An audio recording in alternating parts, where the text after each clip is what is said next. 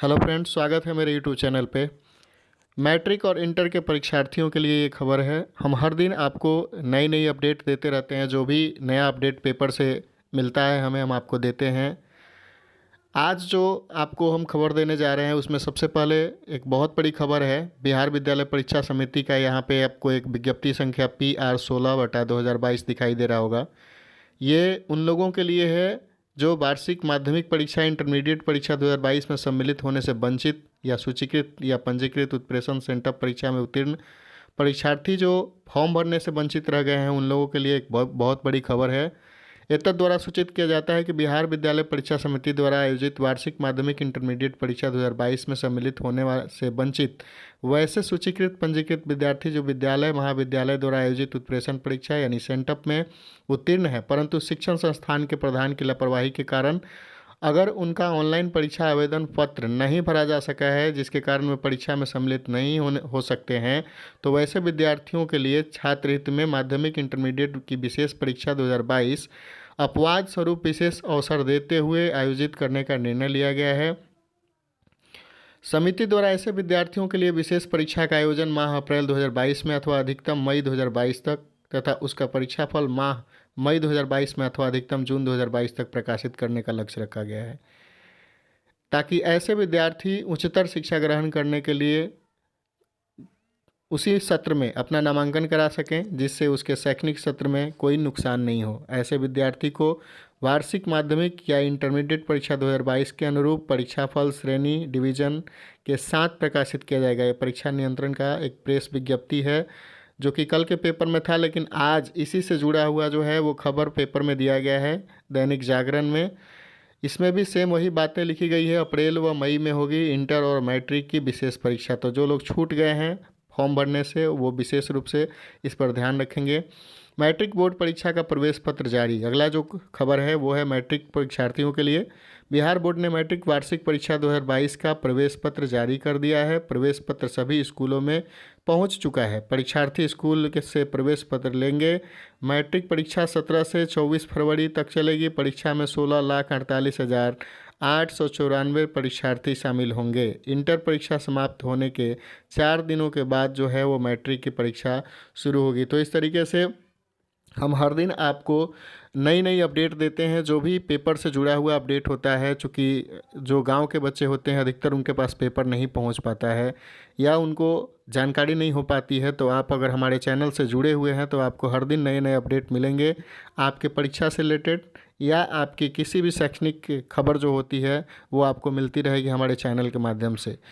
फिर अगला खबर देखते हैं हम लोग। बोर्ड परीक्षा ने अलाउ कर दिया है जूता मोजा खुलवाकर होगी जांच, यानी कि जूता मोजा जो है आप पहन के जा सकते हैं, लेकिन वहां जाने के बाद जूता मोजा खुलवाकर आपकी जांच कराई जाएगी। भीषण ठंड में छात्र छात्रा चप्पल पहनकर परीक्षा देने आते हैं तो उनके पैर कांपते रहते हैं। इस हाल में वे ठीक से परीक्षा नहीं दे पाते हैं। हमने बिहार बोर्ड को जूता मोजा को लेकर के निर्देश बदलने का आदेश दिया और बोर्ड ने जिला को संशोधित निर्देश भेज दिया है। हालांकि कदाचार मुक्त परीक्षा को लेकर के शेष निर्देशों का सजगता से पालन किया जाएगा, विजय कुमार चौधरी शिक्षा मंत्री जी ने कहा है। पहले आप ऐसा सुने होंगे कि जूता मोजा जो है वो पहनकर नहीं जाना है, अर्थात चप्पल पहन के जाना है, लेकिन फिर शिक्षा मंत्री जो है उन्होंने विचार किया है कि जूता मोजा अगर पहन के बच्चे नहीं आते हैं तो उनके पैर काँपने लगते हैं और वो ठीक से परीक्षा नहीं दे पाते हैं, यानी कंसंट्रेट नहीं हो पाते हैं। यहाँ आपको फिर से एक बार रिमाइंड किया गया है इंटर की जो बोर्ड परीक्षा है वो 1 से 13 फरवरी तक होगी और मैट्रिक बोर्ड की जो परीक्षा है वो 17 से 24 फरवरी। आगे देखते हैं क्या कुछ लिखा गया है इसमें। भले ही जूता मोजा पहनकर बोर्ड परीक्षा देने की छूट है, लेकिन कदाचार मुक्त परीक्षा जो है वो होगी और इस कदाचार मुक्त परीक्षा के लिए जूता मोजा खुलवा करके परीक्षार्थियों की जांच की जाएगी। बिहार बोर्ड ने परीक्षार्थियों को सावधानी बरतने को कहा है। अगर जांच के दौरान किसी छात्र के पास चीट पुर्जा पकड़ा जाता है तो उसे निष्कासित कर दिया जा सकता है। उल्लेखनीय है कि पिछले साल यानी 2021 में भी अधिक ठंड को देखते हुए इंटर मैट्रिक परीक्षार्थियों को जूता मोजा पहनकर परीक्षा देने की इजाज़त दी गई थी, इसलिए इस बार भी इस बात का खासा ध्यान रखते हुए जो है उन्हें इजाज़त दी गई है। अगला जो खबर है वो फिर इसी से रिलेटेड है, अर्थात जूता मोजा पहनने की जो अलाउ की गई है उसी से रिलेटेड है। पहले खबर था कि जूता मोजा पहनकर आप इंटर की परीक्षा नहीं दे सकते हैं, लेकिन अब जो खबर है वो है आप इसे पहन करके परीक्षा दे सकते हैं। मैट्रिक परीक्षा में भी राहत रहेगी आपको। ये चीज़ नियम जो है आपको मैट्रिक परीक्षा में भी लागू होगा। अधिक ठंड को देखते हुए लिया गया है निर्णय। केंद्राधीक्षक डीईओ डीपीओ को भेजी गई है इसकी जानकारी। यानी जूता मोजा पहनकर तो आप जाएंगे, लेकिन आपकी जो जांच है वहाँ पर वो विशेष रूप से की जाएगी। आपको विशेष रूप से जो है वहाँ पे जूता मोजा खुलवा करके इसकी जांच की जाएगी। तो यही खबर जो है पिछला जो खबर था सेम वही खबर ये भी है। तो हमने जो भी अपडेट है आपको मैं अपने चैनल के माध्यम से मैं आपको देता रहता हूँ। आपको अगर हमारी वीडियो अच्छी लगती है तो आप अपने फ्रेंड्स को भी शेयर करें और सब्सक्राइब करें, ताकि हमारा मनोबल जो है वो इसी तरीके से बना रहे और आगे भी हम आपको इस तरीके का जो भी खबर है हम आपको देते रहें। अगला जो खबर है वो है हिंदी की तैयारी कैसे करें। इसके लिए विशेष रूप से कल पेपर में दिया गया था हिंदी के बारे में, और आज जो है वो ज्योग्राफी के बारे में दिया गया है। पहले हम हिंदी के बारे में देख लेते हैं। हिंदी की तैयारी में आप किस बात का ध्यान रखेंगे, तो शुद्धता, लिखावट और व्याकरण पर दें विशेष रूप से ध्यान। यहाँ इंटर के परीक्षार्थियों के लिए यहाँ पे विशेष रूप से जो है कुछ सुझाव दिए गए हैं। शिक्षिका हैं डॉक्टर अंकिता कुमारी, इन्होंने कुछ सुझाव दिए हैं।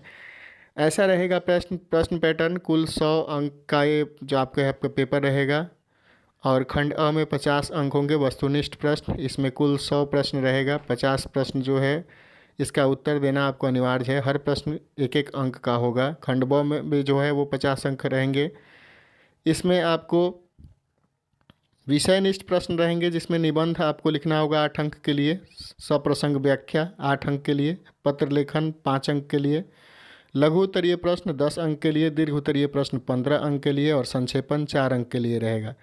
लघु उत्तरीय प्रश्न कुल 10 प्रश्न होंगे, इसमें से किन्हीं 5 का उत्तर देना होगा। दीर्घ उत्तरीय प्रश्न कुल 6 प्रश्न होंगे, इनमें से किसी 3 का आपको उत्तर देना होगा। संक्षेपण की कुल संख्या जो है वो 2 रहेगी, जिसमें से एक संक्षेपण जो है आपको करना है। हिंदी की तैयारी में इन बातों का विशेष आपको ध्यान रखना है। हर दिन 1 घंटा लिखने का प्रैक्टिस करें। हर दिन 1 घंटा लिखने का आप अभ्यास करें। बोर्ड द्वारा जारी मॉडल प्रश्न पत्र का नियमित रूप से अभ्यास करें। निबंध, संक्षेपण लिखने का अभ्यास हर दिन करें। वस्तुनिष्ठ प्रश्न को हल करने के लिए हर पाठ को अच्छे तरीके से पढ़ें। औपबंधिक और अनौपचारिक दोनों पत्र की तैयारी करें। मुख्य विषय जो है वो आपको व्याकरण में आपको वर्ण, संज्ञा, सर्वनाम, कारक, विशेषण, लिंग, संधि, समास, उपसर्ग, प्रत्यय, पर्यायवाची शब्द, विलोम शब्द, क्रिया, अनेक शब्दों के लिए एक शब्द, शुद्ध अशुद्ध शब्द, मुहावरा, वाक्य, लोकोक्ति इत्यादि ये जो हैं वो रहेंगे। परीक्षा हॉल में रखें इन बातों का ख्याल। OMR भरने में नीले और काले रंग के बॉल पेन का इस्तेमाल करेंगे। प्रश्नों को ध्यान से पढ़ें। 2 खंडों में प्रश्न पत्र रहेगा। दोनों खंड से जवाब देना अनिवार्य है। गलती होने पर शब्दों को केवल एक बार काटें, बार बार नहीं। उत्तर पुस्तिका पर उत्तर के अलावा कुछ और बातें नहीं लिखें, जैसे नाम, मोबाइल नंबर इत्यादि। उत्तर लिखने में शब्द सीमा का ध्यान रखें। रिवीजन के लिए 15 मिनट जो है आपको अतिरिक्त दिया जाएगा। ये हिंदी के लिए था। और ठीक इसी प्रकार से भूगोल में क्या सुझाव दिया गया है डॉक्टर प्रवीण कुमार प्रभाकर के द्वारा, ये देखेंगे। तो भूगोल में प्रश्न जो है वो पैटर्न इस प्रकार है। कुल 70 अंक के प्रश्न रहेंगे। वस्तुनिष्ठ प्रश्न जो है 70 प्रश्न पूछे जाएंगे, इसमें से 35 का उत्तर देना होगा। प्रत्येक प्रश्न 1-1 अंक का होगा। लघु उत्तरीय प्रश्न 20 प्रश्न पूछे जाएंगे, जिसमें से 10 प्रश्न का उत्तर देना है। हर प्रश्न 2-2 अंक के होंगे। दीर्घ उत्तरीय प्रश्न 6 प्रश्न पूछे जाएंगे, जिसमें से 3 का उत्तर देना होगा। हर प्रश्न 5-5 अंक के होंगे। इन चैप्टर को विशेष रूप से आपको ध्यान देना है। जनसंख्या, प्रवास, मानव विकास, मानव बस्तियाँ, खनिज तथा ऊर्जा संसाधन, सतत पोषणीय विकास, परिवहन और संचार, अंतर्राष्ट्रीय व्यापार, प्रमुख क्रियाकलाप, पर्यावरणीय समस्याएं। इन चैप्टर को आप ठीक से देख लेंगे। हिंदी नहीं, मुझे लगता है कि भूगोल होना चाहिए। भूगोल की तैयारी में रखें इन बात का ध्यान। तैयारी BT BC की पुस्तक मानव भूगोल के मूल सिद्धांत, भारत, लोग और अर्थव्यवस्था का अध्ययन करें। सुबह उठकर पढ़ाई करें। OMR भरने का एवं प्रश्न का उत्तर लिखने का अभ्यास करें। हर दिन एक मॉडल पेपर बनाएं। जिसमें 3 घंटा 15 मिनट का परीक्षा हॉल में की तरह ही समय आपको देना है। प्रत्येक दिन 3 घंटे भूगोल की तैयारी में दें। आंकड़ों को लिखकर दर्शाएं या दीवार या दरवाजे पर चिपका लें। उसे हर दिन एक बार पढ़ें। मानचित्र बनाने में पेंसिल और रेखाचित्र बनाने में बॉल पेन का इस्तेमाल करें। परीक्षा हॉल में इन बातों का ध्यान रखेंगे। शब्द सीमा और समय सीमा का ध्यान रखें। वहीं प्रश्न पहले लिखें जिसका उत्तर अच्छे से आपको याद हो। उत्तर टू द पॉइंट दें। पिछले 5 सालों के प्रश्न पत्र का अभ्यास करें। प्रश्न पढ़ने के लिए 15 मिनट का समय दिया जाता है, जिसका पूरा इस्तेमाल करें। रिवीजन में 10 से 15 मिनट दें। उत्तर पुस्तिका पर उत्तर के अलावा कुछ भी न लिखें, जैसे नाम, मोबाइल नंबर इत्यादि। उत्तर लिखने में आप शब्द सीमा का पूरा ख्याल रखें। इस तरीके से हिंदी और भूगोल का जो भी सुझाव था परीक्षार्थियों के लिए वो दिया गया, और आप इन सुझावों को ठीक ढंग से देखें, उसका पालन करें। अगला जो यहाँ पे खबर दिया गया है वो है हाई स्कूल इंटर के बच्चे पढ़ेंगे वित्तीय साक्षरता का पाठ। हाई स्कूल इंटर के बच्चे पढ़ेंगे वित्तीय साक्षरता का पाठ, यानी आपके जो भी सिलेबस है उसमें एक नया चीज़ जुड़ने वाला है। वित्तीय साक्षरता का पाठ पढ़ाया जाएगा। अगले शैक्षणिक सत्र से आरबीआई व हाई कोर्ट के निर्देश पर किताब में जुड़ जाएंगे ये chapter. Alternative distribute resolution ADR का पाठ विधि विशेषज्ञ कर रहे हैं तैयार। हम जल्द ही मैट्रिक और इंटर में 2 नए पाठ शामिल करने जा रहे हैं। सामाजिक विज्ञान विषय में एक अध्याय फाइनेंशियल लिटरेसी का इंट्रोड्यूस होगा। साथ ही विधिक परामर्श तथा बिना कोर्ट थाना गए विवाद सुलझाने की विस्तृत जानकारी विद्यार्थियों तक एडीआर के पाठ के माध्यम से पहुंचाएंगे। अगले शैक्षणिक सत्र से यह लागू भी कर दिया जाएगा। संजय कुमार जी जो अपर मुख्य सचिव हैं उनका कहना है। तो ये जो है नए चैप्टर जो है वित्तीय साक्षरता, ये जुड़ने वाला है सिलेबस में मैट्रिक और इंटर में। तो हो सकता है कि ये अगले सत्र से लागू भी हो जाए। तो ये दोनों चैप्टर जो है एक नया चीज़ है मैट्रिक और इंटर के छात्रों के लिए। इसमें बिना कोर्ट कचहरी गए आप किस तरीके से किसी मामले को सुलझाएंगे, इस पर विशेष रूप से ध्यान दिया जाएगा, यानी इसको शामिल किया गया है इस सिलेबस में।